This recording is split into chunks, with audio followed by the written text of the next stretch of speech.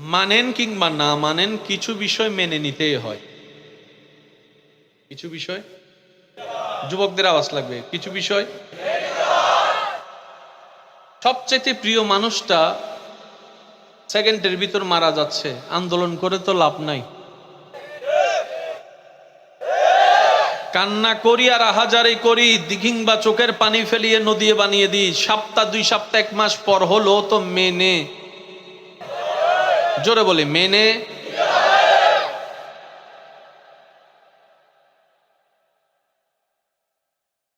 মানি কিংবা না মানি, কিছু বিষয় মেনে নেওয়াটা বুদ্ধিমানের কাজ।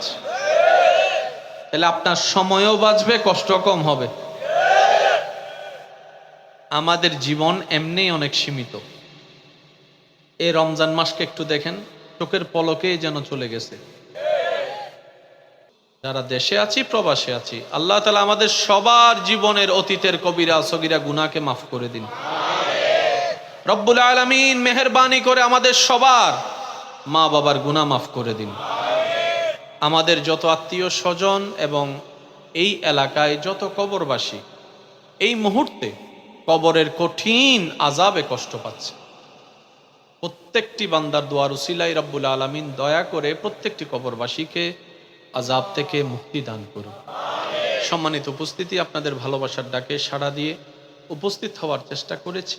সবার কাছে আমার একটা ভালোবাসার সাথে বিনয়ের নিবেদন, যেটুকু সময় রব্বুল আলামিন আমি অধম অযোগ্যকে বলার সুযোগ দান করবেন, এই সময়টুকু সবাই আল্লাহর ওয়াস্তে একটু মনের কান দিয়ে শোনার চেষ্টা করবেন ইনশাআল্লাহ। আমার মনে হয় ইনশাআল্লাহর আওয়াজটা একটু বড় হবে। আমি অধমের কোনো শব্দ, কোনো বাক্য, কোনো কথা কাউকে গ্রহণ করার দরকার নেই। তবে অনুরোধ রাখবো, প্রত্যেকটি কথা মনের কান দিয়ে শোনার পর নিজের বিবেকের আদালত দিয়ে নিরপেক্ষ বিচারক হয়ে বিবেচনা করে দেখবেন। সঠিক যদি মন লাগে গ্রহণ করে নেবেন, ভুল যদি মনে হয় বাদ দিয়ে দিবেন, কোনো সমস্যা নাই।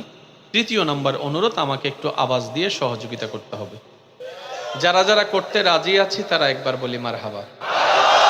যত উলামায়ে কেরাম আছেন এবং আমার বাবা দাদা নানার বয়সী যারা আছেন, ওনাদের দোয়াকে মাথার উপর ছাদ বানিয়ে আমি অদম আমার যুবক ভাইদের আওয়াজকে শক্তি হিসেবে কাজে লাগিয়ে সামনে এগোনোর চেষ্টা করছি। ওমা তৌফিকে ইল্লা বিল্লাহ।